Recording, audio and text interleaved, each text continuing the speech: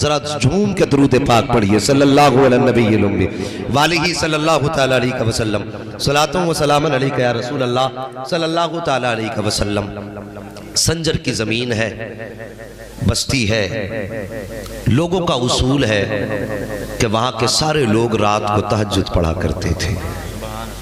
جس بستی میں غریب نواز پیدا ہو کوئی بستی ہمارے جیسی تو نہیں ہوگی نا، پھر وہ بستی بھی اللہ والوں کی رہی ہوگی۔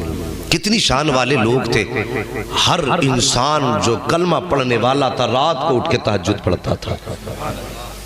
ہاں، ہر انسان کا دستور تھا، تہجد پڑھنے کے لیے اٹھتے تھے۔ ایک دن نا رات کو تہجد پڑھنے کے لیے اٹھے تو جو پہلے شخص کی آنکھ کھلی نا اسے آسمان پہ سفیدی دکھائی دی۔ گھڑیاں آج ہیں، اس وقت گھڑیاں نہیں تھی، 800 سال پرانی بات کرنے لگا۔ وہ آسمان کو دیکھ کر کے وقت کا اندازہ لگاتے تھے۔ آسمان پہ سفیدی پھیلی، اس کی آہ نکلی، کہنے لگا افسوس آج تہجد کی نماز قضا ہو گئی۔ جیسی وہ اٹھا دوسرا اٹھا، اس نے بھی سفیدی دیکھی، اس کو بھی یہی احساس ہوا کہ تہجد کی نماز قضا ہو گئی ہے۔ اب آگے بڑھے، چوراہے پہ پہنچے، کہا کیا بات، کہا افسوس آج تہجد کی نماز چھوٹ گئی۔ کہا کیوں؟ کہا دیکھتے نہیں ہو صبح صادق ہو گیا، صبح صادق طلوع ہو چکی ہے، یہ روشنی صبح صادق کی ہے، اب تہجد کی نماز نہیں پڑھی ہم نے۔ وہ دونوں باتیں کر رہے تھے، لوگ درجہ بدرجہ ترتیب بترتیب اٹھتے رہے، باتیں کرتے رہے۔ گھر سے نکلے مسجد کی طرف، جب مسجد کی طرف آئے نا تو راستے کے اندر اللہ اکبر میرے غریب نواز آپ کے والد گرامی سر سید غیاث الدین رحمت اللہ تعالیٰ علیہ سے ملاقات ہو گئی۔ غریب نواز کے والد گرامی سے ملاقات ہو گئی۔ آپ نے لوگوں کے چہرے دیکھے، دیکھ کے کہنے لگے بات کیا ہے؟ کہنے لگے حضرت جی کیا بتائیں، آج تہجد کی نماز نہ مل سکی۔ کہا کس لیے؟ کہا دیکھو فجر طلوع ہو چکی ہے، آسمان پر سویرے کے نشان نظر آ رہے ہیں، یہ سفیدی ہے، صبح صادق کی ہے۔ آپ مسکرائے، فرمایا ابھی فجر طلوع نہیں ہوئی ہے۔ کہا حضرت جی اگر فجر طلوع نہیں ہوئی ہے تو بتاؤ یہ آسمان پہ سفیدی کیسی ہے، یہ روشنی کیسی ہے؟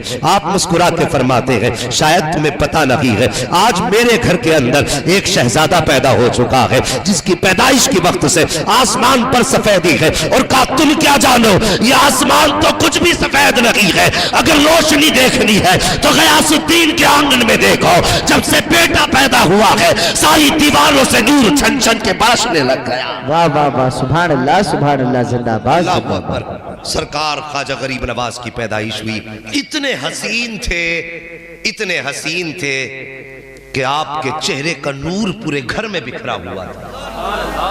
اللہ اکبر، اتنے حسین پیدا ہوئے۔ والدہ اپنے شوہر سے کہنے لگی میرے سرتاج بتاؤ تو صحیح اس کا نام کیا رکھنا ہے؟ سرتاج کہنے لگے میں بھی یہ سوچ رہا ہوں۔ آپ کہنے لگے کیا رکھیں کیا رکھیں؟ خاتون کہنے لگی میرے خواجہ غریب نواز کی امی نام تھا ام الورا اور مشہور تھی ماہ نور کے نام سے۔ یہ یاد رکھنا، اپنے ماں باپ کا نام یاد ہے تو پھر خواجہ پاک کے ماں باپ کا نام یاد بھی ہونا چاہیے۔ ام الورا نام، مشہور تھی ماہ نور کے نام سے۔ اللہ اکبر، کہنے لگی کتنی پیاری بات ہے، ذرا دل پہ لکھنا۔ کہنے لگی پریشان کیوں ہوتے ہو؟ کہا نام کیا رکھیں؟ کہا ایک بات بتاؤں؟ کہا کیا؟ جب یہ بیٹا میرے شکم میں تھا نا میرے خواب میں بڑے بڑے بزرگ آتے رہے اور کہا کرتے تھے خاتون اللہ تیرے شکم کو بھی حسن کرے، تیرے آنے والے بیٹے کو بھی حسن کر دے۔ اللہ اکبر، کہتی ہے ایک بار کی نہیں ہے، بار بار کی بشارتیں ہیں۔ آپ مسکرائے، فرماتے پھر آج سے ہم نے اپنے بیٹے کا نام حسن رکھ دیا ہے۔ سرکار خواجہ غریب نواز کا نام کیا ہے؟ حسن۔ اصل نام کیا ہے؟ حسن نام ہے آپ کا، حسن سنجری۔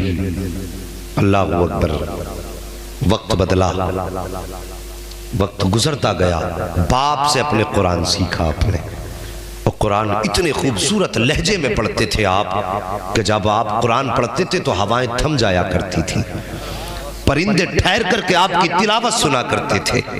اللہ اکبر، عمر شریف 14.5 برس کی ہوئی، باپ کا سایہ سر سے ہٹا۔ اور یاد رکھنا لوگوں، جب اللہ کسی کو رتبے بلند دیتا ہے نا تو پھر بچپن سے آزمائشیں بھی دیا کرتا ہے۔ 14.5 سال کی عمر شریف والد کا انتقال ہوا، وراثت میں آپ کو ایک پنچکی ملی اور ایک باغ ملا۔ آپ کوئی سونے کے برتنوں والے گھر میں پیدا نہیں ہوئے تھے، ہاں رب نے محبوب کی سنت ادا کراتے ہوئے کسی امیر گھرانے میں نہیں بلکہ صابروں کے گھرانے میں پیدا فرمایا تھا۔ میری بات سمجھ میں آ رہی ہے آپ کے؟ کیسے گھرانے میں؟ کچھ لوگ بولے، ذرا سارے بولو، کس گھرانے میں؟ صابر گھرانے میں آپ کو پیدا فرمایا۔ آپ کے حصے میں پنچکی اور ایک باغ آیا۔ آپ کیا کرتے تھے نا؟ باغ میں آپ بیٹھ جاتے، کام کرتے رہتے، قرآن پڑھتے رہتے۔ آپ جھوم کر کے قرآن پڑھتے، بیٹھ جایا کرتے، پرندے آتے، قرآن سنتے۔ کئی بار ایسا ہوا کہ سرکار غریب نواز 14.5 سال کی عمر کے بعد 15ویں سال میں چل رہے ہیں، قرآن پڑھ رہے ہیں، کیا دیکھتے ہیں؟ باغ میں خود بخود صفائی ہوتی جا رہی ہے، خود بخود پنچکی چلتی جا رہی ہے۔ کئی دن ہو گئے دیکھتے دیکھتے، ایک دن غریب نواز کے دل میں خیال آیا، معین آپ کہتے ہیں حسن ذرا دیکھ تو سہی، یہ پانی کہاں سے چل رہا ہے، یہ چکی کیوں گھوم رہی ہے، آخر کون ہے جو باغ میں صفائی کرتا ہے؟ پتا ٹوٹ کے گرتا ہے، اس سے پہلے اٹھا لیا جاتا ہے، آخر صفائی کرنے والا کون ہے؟ آپ باغ کی طرف بڑھے اور جانے کے بعد کہا دوستو اپنے دوست سے چہرہ نہیں چھپایا جاتا ہے، ذرا چہرہ تو دکھاؤ، تم ہو کون جو میرے باغ میں کام کرتے ہو؟ اتنا کہنا تھا، 4 چہرے نگاہوں کے سامنے آئے، بڑے عجیب چہرے تھے۔